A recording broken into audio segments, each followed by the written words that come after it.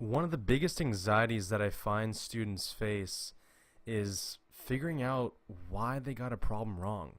Sometimes the solutions manual just is vague. It doesn't really make any sense. And, you know, oftentimes students will come to me and they'll say, Nicholas, I've taken 10 practice exams and I'm not proving my scores at all. And so I always ask them one simple question, what are you doing in between each practice exam to make sure you get a better score? What does your review process look like? How are you analyzing your mistakes? How are you turning those mistakes into lessons that you can drill? Is your confidence increasing every time you take the test? And 9 times out of 9, their answer is no. So it seems as though most students, and myself included when I was first taking it, have no idea how to analyze mistakes and have no idea really how to learn from them.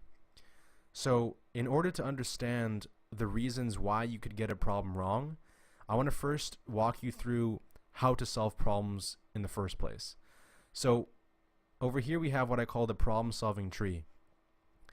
Now imagine that you had a problem statement. The problem statement could be anything. We can just flip to a generic AAMC practice passage here, and we could open up and take a look at a problem. So this would be a practice problem, right? So that would be a problem.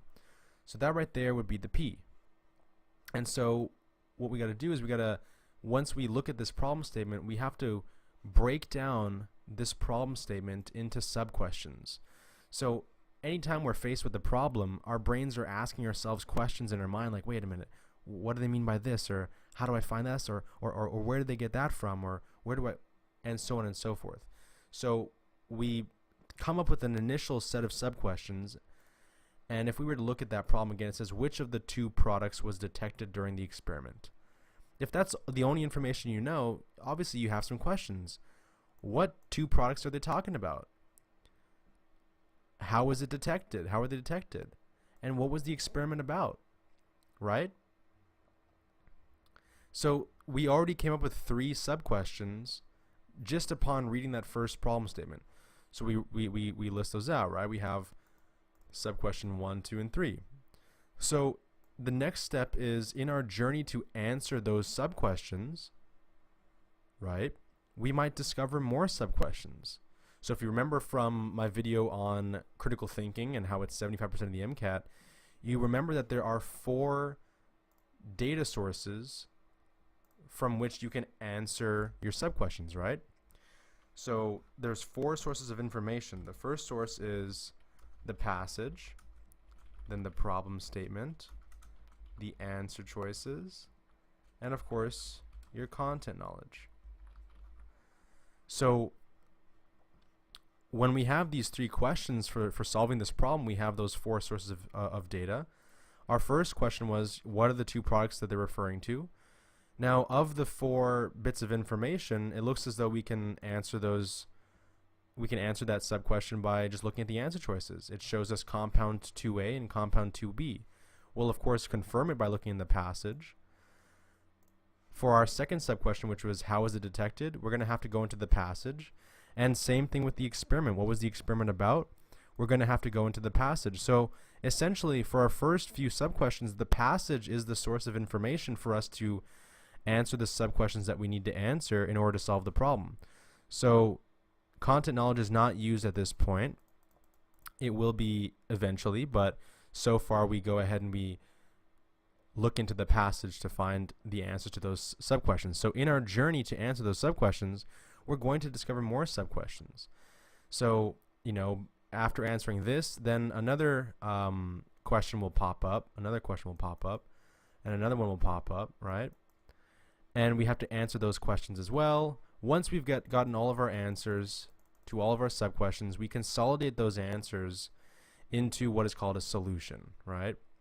So a solution is the consolidation of all the answers to your sub-questions. It's all the relevant bits of information compiled into one solution.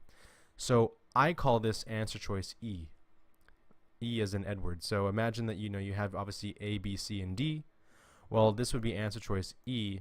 Imagine that the AAMC told you to create your own answer.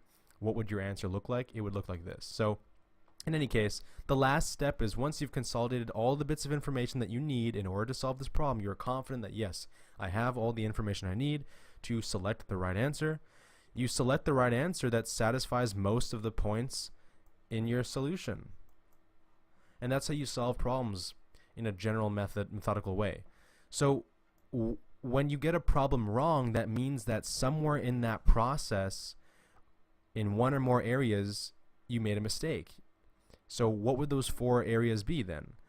Either 1, you didn't do the process at all, in which case you probably need more training or clarity. Number 2, you asked some but not all of the necessary sub-questions. Number 3, you answered some but not all of the sub-questions. And finally, number 4, you were able to ask and answer all the sub-questions, but you selected the answer choice that does not satisfy most of the points in your solution. That is how you analyze practice problems. So when you are reviewing your test or your practice session, you're looking into these bits of information to understand, where did I go wrong? Where in this process did I mess up? And that way, when you're making flashcards or you're finding the lessons that you can learn and improve, the lessons are going to be the sub-questions that you didn't answer, the tactics that you didn't perform. Whatever the case may be, you'll be able to pinpoint specifically what you need to do. So I hope that makes sense and gives you some clarity. These are the skills that you will be learning in more depth inside the program, of course. But if you have any questions in the meantime, feel free to email me, nicholas@secondchancemcat.com.